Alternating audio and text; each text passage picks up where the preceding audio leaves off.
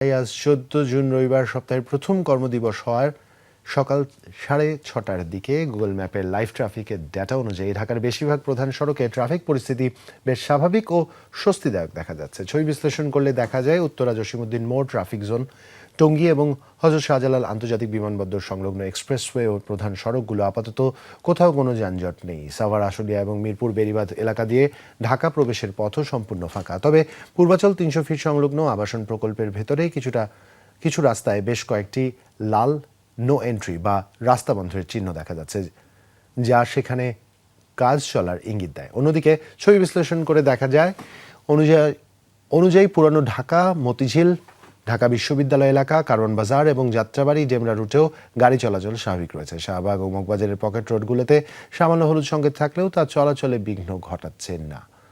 ছুটির পর সকালের প্রথম ভাগে রাস্তাঘাট ফাঁকা থাকলেও বেলা বাড়ার সাথে সাথে অফিসমুখী মানুষের চাপ বাড়লে ট্রাফিক কিছুটা বাড়তে পারে।